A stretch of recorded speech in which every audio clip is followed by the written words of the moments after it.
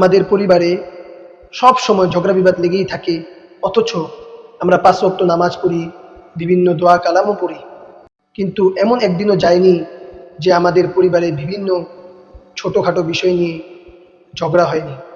দেখেন ভাই, এই বিষয়টি শুধু আপনি প্রশ্ন করেছেন এমন নয়, অনেক ভাই এরকম প্রশ্ন করে থাকেন যে পরিবারের মধ্যে, সংসারের মধ্যে বিভিন্ন বিষয় নিয়ে, বাচ্চা কাচ্চা নিয়ে, স্ত্রী স্বামীর মধ্যে বিভিন্নভাবে ঝগড়া ফাসাদ লেগেই থাকে।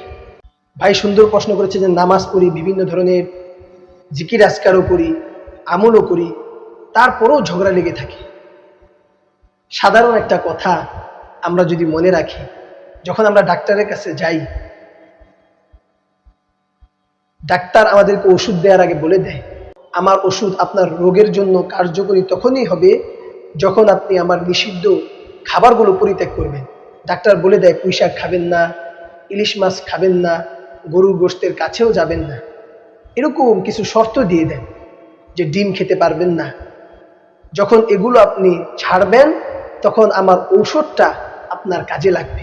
প্রশ্নকারী খুব সুন্দর বলেছেন যে নামাজ পড়ি, তারপরেও কেন আমাদের সংসারে এরকম ঝামেলা লেগে থাকবে? সংসার সুখী হওয়ার জন্য, সমাজ সুখের হওয়ার জন্য এবং আমি ব্যক্তিগতভাবে সুখে থাকার জন্য আমাকে অবশ্যই 2টা কাজ করতে হবে। এই 2টা কাজ করি আল্লাহর কসম, আমাদের সমাজে, সংসারে, পরিবারে, সব জায়গায় ইনশাআল্লাহুল আজিজ শান্তি প্রতিষ্ঠিত হয়ে যাবে। আমরা এই শান্তিকে আমরা আমদানি করতে পারবো, অন্যজনের কাছে আমাদের শান্তি পৌঁছে দিতে পারবো। এটা কাজ হলো, 1 নম্বরে আমাদের চাওয়া পাওয়া বলতে কিছু থাকবে না। পরিবারের যিনি কর্তা হবেন তার কাছে আমাদের চাওয়া পাওয়া থাকবে না। যেটা তিনি আনবেন সেটাই আমরা খরচ করব, সেটা নিয়েই সন্তুষ্ট থাকব। যদি এরকম করতে পারি তাহলে আমাদের সংসারে সুখ হবে। 2য় নাম্বার হলো, আমাদের চাওয়া পাওয়া পূর্ণ না হওয়ার কারণে কোনো অভিযোগ থাকবে না।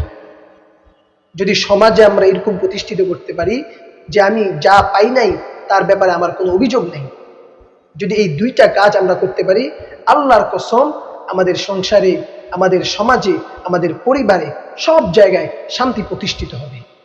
একটা ঘটনাও আমরা এই ব্যাপারে পেয়ে যাই যে ইব্রাহিম আলাইহিস সালাম ইসমাইল আলাইহিস সালামের বাড়িতে মক্কায় সফরে গিয়েছিলেন।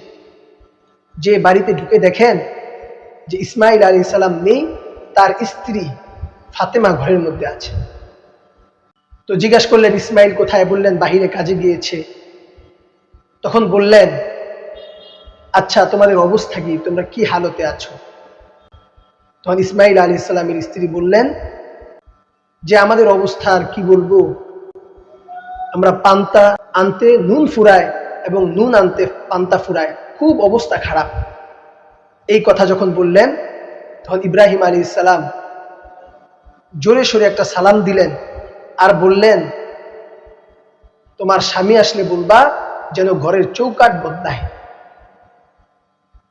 এই কথা বলে যখন চলে গেলেন, রাত্রিবেলা যখন ইসমাইল আলাইহিস সালাম বাড়িতে আসলেন তখন বললেন একজন বুড়া লোক এসেছিল। বুড়া লোক এসে কি বলেছে? বলেছে যেন ঘরের চৌকাঠ বদলায়।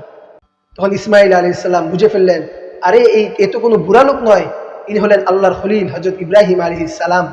আর যে চৌকাঠ বদলানোর কথা বলেছে সে হলো তোমাকে বদলাতে বলেছে। অতএব আমাদের সমাজে যদি শান্তি প্রতিষ্ঠিত করতে হয়, আমাদেরকে সর্বপ্রথম আমাদের সমাজের, আমাদের পরিবারের যিনি কর্তা হবেন তার কাছে আমাদের কোনো চাওয়া পাওয়া থাকবে না, কিছু না পাওয়ার কারণে আমাদের কোনো অভিযোগ থাকবে না। ইনশাআল্লাহুল আজিজ আমরা সুখ, শান্তি আমদানি করতে পারব, নিজেও সুখে থাকবো এবং অপরকেও শান্তিতে রাখতে পারবো। আমার সাথে যে থাকবে সেও শান্তি পাবে। আল্লাহ তাআলা আমল করার তৌফিক দান করুন।